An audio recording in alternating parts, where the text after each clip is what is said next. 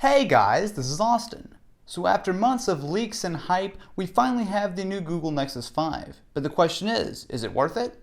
Take a look around the phone, and it's a fairly unassuming looking device.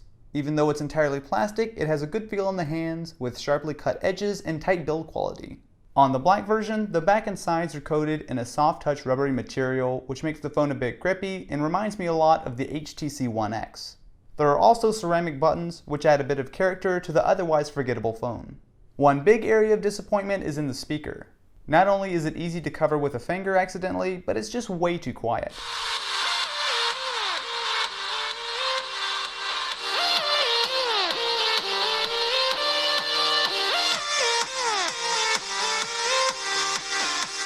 Fire the Nexus up and you'll be greeted by a 5-inch 1920 by 1080 display. It's a good looking screen with great viewing angles thanks to the IPS design, and it gets reasonably bright. Unfortunately, colors are slightly less saturated than I'd like, but overall it's solid.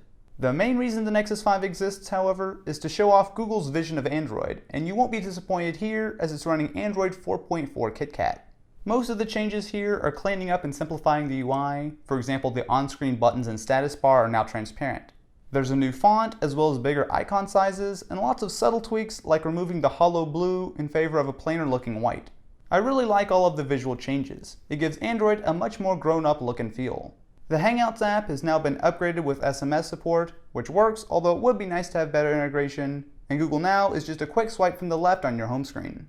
Like the Moto X, you can say, "OK Google" to launch a voice search, although I quickly turned this off. Hey Google. And that is probably the biggest problem with how Google Now works on the Nexus 5. It is very easy to accidentally trip it by saying, "Hey Google," or "Sup Google," or "OK Google," and it will pretty much pick it up. Inside, you'll find the Nexus 5 is stacked with a 2.3 GHz quad-core Snapdragon 800, 2 GB of RAM, and either 16 or 32 GB of storage. It delivers absolutely awesome performance in normal use, making the Nexus one of the most responsive phones you can buy.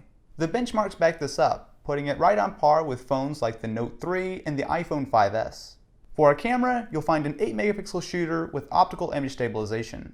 The results are pretty decent, there's a good amount of detail, and the colors are accurate. The image stabilization makes a big difference for low light shooting as well.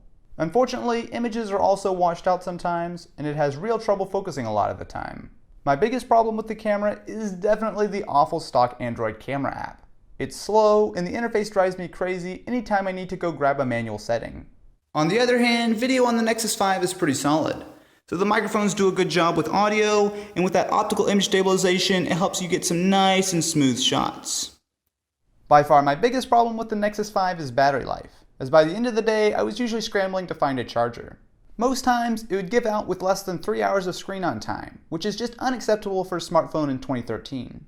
Hopefully we can see some kind of update to improve the battery life. As Android 4.4 is new, there's maybe a chance that some optimization needs to be done, but right now it's a pretty major issue.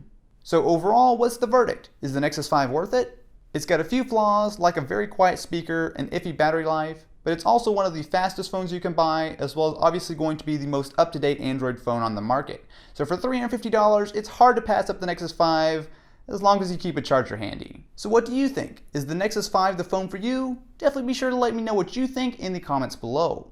Thank you guys so much for watching. If you enjoyed, definitely be sure to subscribe to the channel so you're always kept up to date with the latest and greatest.